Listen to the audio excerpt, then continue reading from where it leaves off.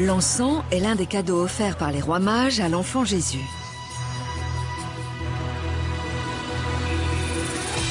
Aussi rare et précieux que l'or, on prêtait à sa fumée des pouvoirs surnaturels qui permettaient à l'homme de communiquer avec Dieu. Depuis sa terre d'origine en Oman, son commerce a donné naissance à une route traversant l'Arabie Saoudite jusqu'en Israël, d'où il était expédié aux 4 coins du monde. Tout au long du chemin, des civilisations entières ont émergé du désert et prospéré.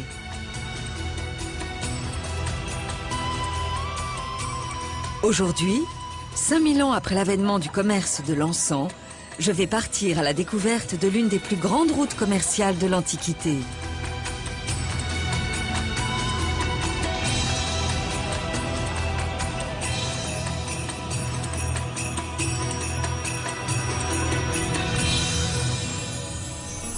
Mon voyage a commencé dans les montagnes du sud d'Oman, à l'endroit même d'où partait la route de l'encens. Regardez! Puis j'ai suivi les traces des anciens caravaniers en Arabie Saoudite. Il va falloir que vous me donniez des cours intensifs.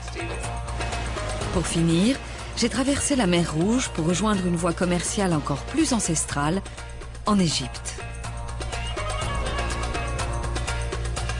À l'époque des pharaons, l'encens était un élément essentiel des rites funéraires.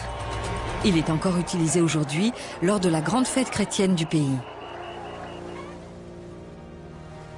Je laisse l'Égypte derrière moi et j'entame ma dernière étape sur la route de l'encens. Du port d'Aqaba en Jordanie, je vais suivre la voie caravanière jusqu'à la cité historique de Pétra, avant de rejoindre Gaza, puis Bethléem, où s'achèvera mon voyage.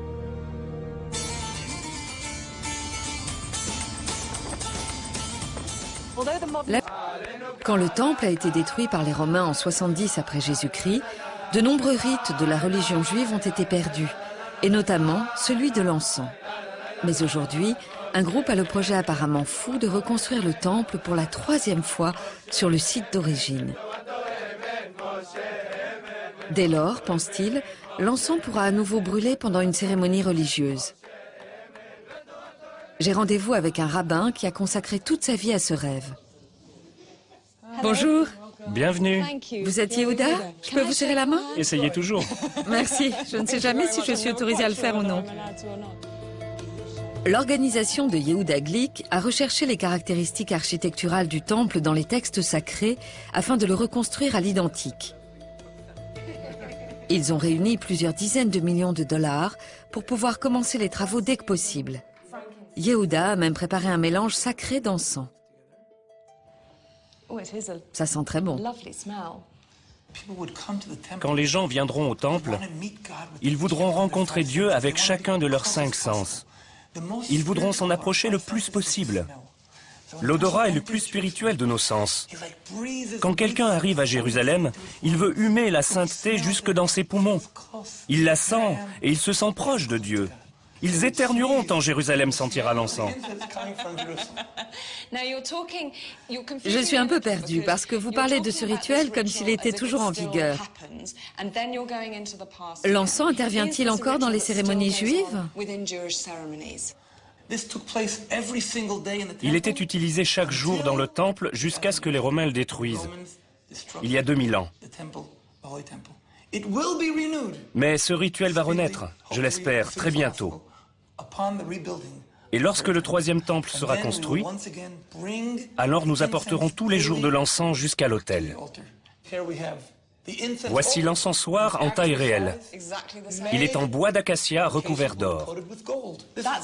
C'est de l'or massif? C'est de l'acacia doré à la feuille. Emploi. Je n'attends plus qu'un coup de téléphone. De qui? De Dieu? Le coup de téléphone du gouvernement israélien et des Nations Unies nous annonçant que nous avons obtenu le permis de construire. Après, je vous appellerai pour que vous m'aidiez à porter tout ça. Tout est prêt pour le 3e temple. Vous voulez bien me montrer le futur site? Allons-y. Par ici? Oui.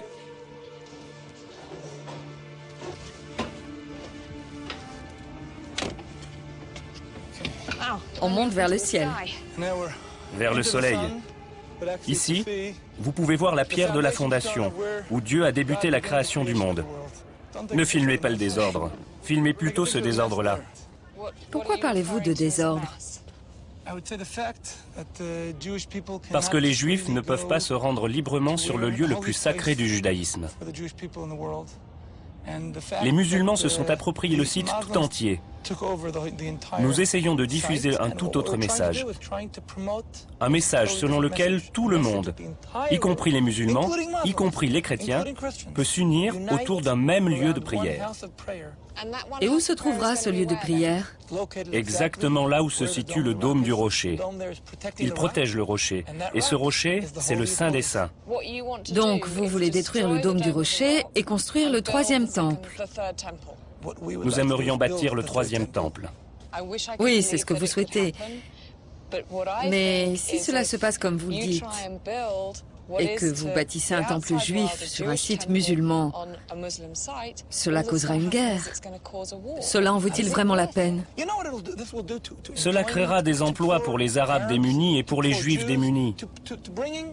Cela relancera toute l'économie de l'État d'Israël. Et bien sûr, cela établira une relation spirituelle beaucoup plus privilégiée entre l'humanité et Dieu. Je ne sais pas si Yehuda aura un jour l'occasion de brûler de l'encens sur le mont du Temple. Mais dans une ville qui a été prise 44 fois par des conquérants de toutes confessions, on ne peut jurer de rien.